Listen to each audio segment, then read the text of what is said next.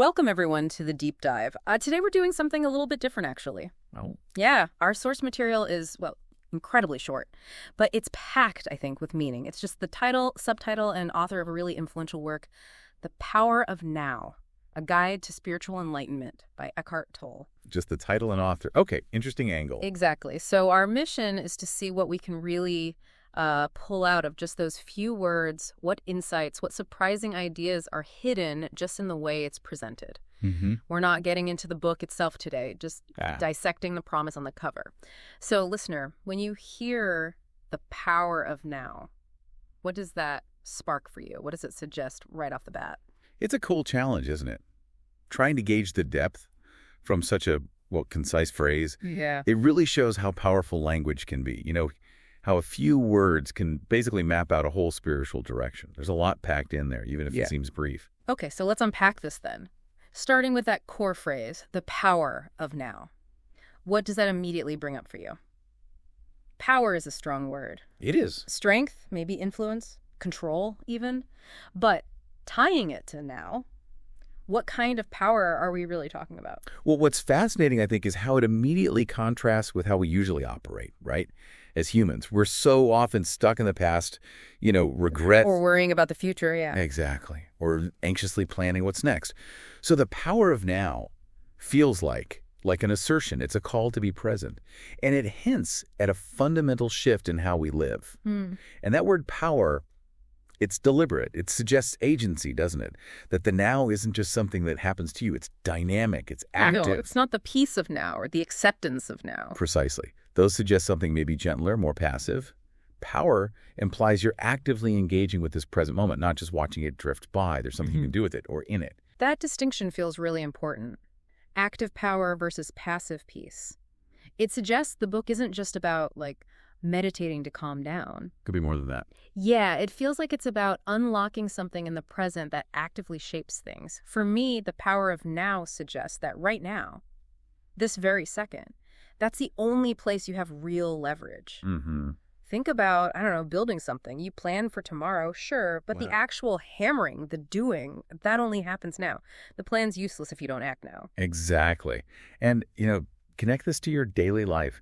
Think about how much mental energy we waste resisting what is. Oh, totally. You're stuck in traffic maybe or waiting in a queue, and your mind's just racing, frustrated about what should be happening instead. Right. Wasted energy. Totally. The power of now seems to suggest that if you just consciously bring your awareness back to the sounds, the feeling of breathing, maybe the texture of the chair you're in. Just what is. Just what is. That moment can shift. It doesn't have to be frustrating. It could be neutral or maybe even, insightful. It's not saying don't plan, but it's about where your active consciousness is. So it's about focusing that energy, leveraging the present, not just stopping the chatter. Seems like it. It suggests real clarity and effectiveness comes from being fully here. And the phrasing itself, the power of now, it's so direct. Stark, almost. It is. It's not the importance of being present or something more descriptive, just now feels like a command or maybe just a statement of fact. Yeah. What does that simplicity imply? That's a really sharp point. Yeah. That directness now,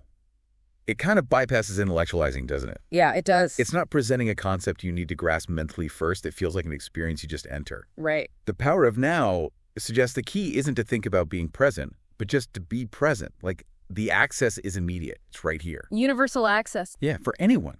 Doesn't matter your background. It cuts through all the complexity and just says, here, now, this is it. It positions the present as the only doorway for real change. Yeah. Which makes it relevant for anyone feeling, overwhelmed or just seeking clarity.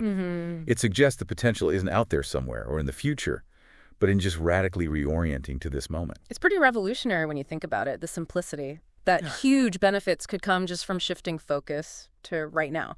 Okay, let's pivot slightly. Let's look at the subtitle. This gives us our first clue about what kind of power, maybe, and where it leads, a guide to spiritual enlightenment.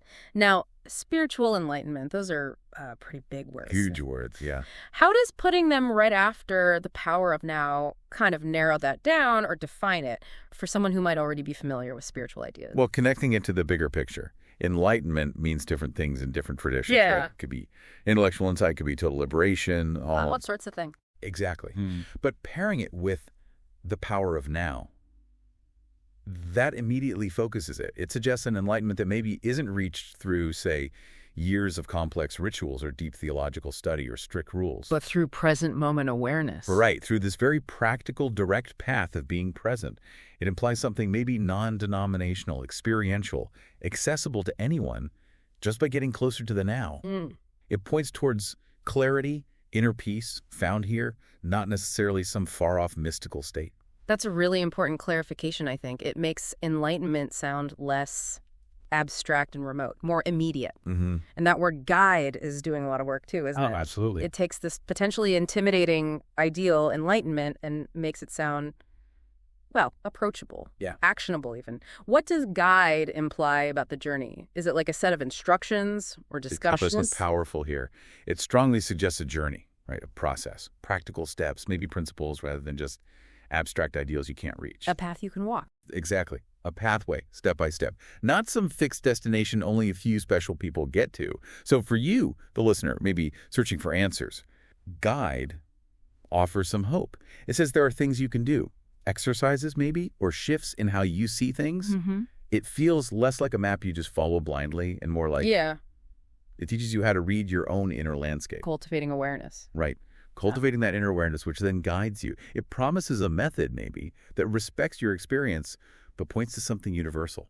Okay, here's where it gets really interesting for me. Having a guide for enlightenment, that feels quite democratizing. It does. It suggests it's accessible, right? Not just for mystics on mountaintops, but something anyone can actively seek and understand if they have the right, guidance. Definitely. The fact that a guide exists implies it's not about being chosen, maybe, but about being willing to look. So what kind of engagement does that suggest from the reader? Are you just absorbing it, or do you have to actively participate? Well, guide usually suggests an active partnership, doesn't it? True. It's not a lecture. It's more like an invitation to explore together. It suggests the author points the way, but you have to do the walking. Right. Which raises that question. What does it mean to be guided spiritually? It's probably not about just following rules rigidly. More like internal work. Yeah, cultivating that inner awareness, that sensitivity to yourself. A guide probably offers tools, practices, new perspectives, things you can try out, not dogma. So you test it yourself. Exactly. You experiment, you experience it, you prove it or disprove it in your own life. It suggests the book likely gives you a framework for direct experience. It empowers you rather than telling you what to believe. And for you listening, think about your own search, maybe for meaning or just a deeper sense of okayness beyond the surface stuff. This promise of enlightenment plus the reassurance of a guide. It's a pretty compelling invitation, isn't it, to explore yourself. It hints the answers aren't out there, but in here. Deeply within. And there's a practical way to find them. It's like a beacon, maybe, for anyone feeling a bit lost in all the noise of life. Suggests you can find your own inner compass. Yeah. Okay, let's shift one last time to the person behind it all. The author, Eckhart Tolle.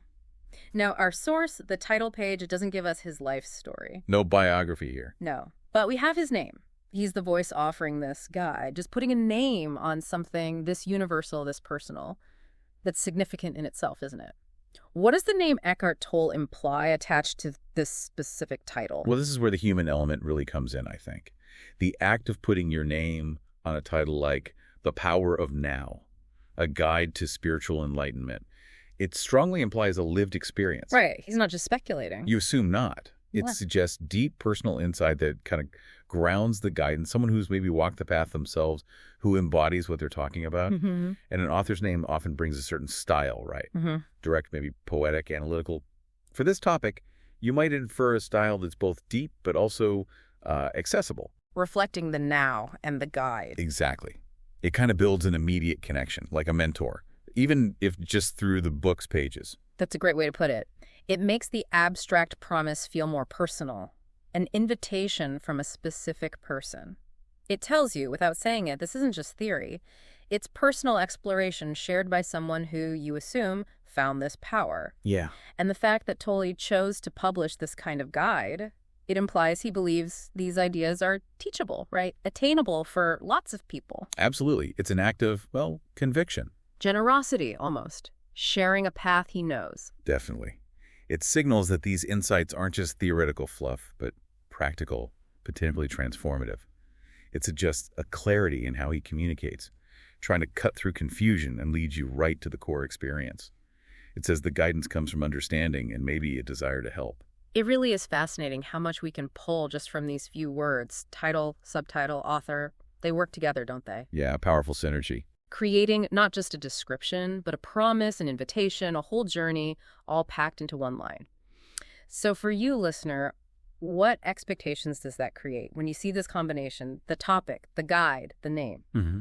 So wrapping up this very focused deep dive, what have we really gleaned just from looking at The Power of Now, a guide to spiritual enlightenment by Eckhart Tolle? Well, we've seen the hint of transformative potential in just living consciously in the present, recognizing now as the place of leverage. Yeah, and we explored that idea of an accessible journey towards something deeper, that spiritual enlightenment, maybe non-denominational, guided, practical. And the role of that guiding voice, the author, grounding it in personal experience. It really reinforces how much meaning can be packed into even the simplest things, like a title, doesn't it? It really does. It's a testament to language itself, how it can distill huge ideas into something inviting, something actionable. Reminds you that sometimes the biggest truths are the simplest ones. Mm-hmm. And, as always, we want to leave you with something to think about, given these powerful ideas just embedded in the title. The Power of Now, a guide to spiritual enlightenment. What's one small, deliberate shift you could make today, just to consciously bring a little more of your awareness, your active engagement into this present moment right where you happen to be?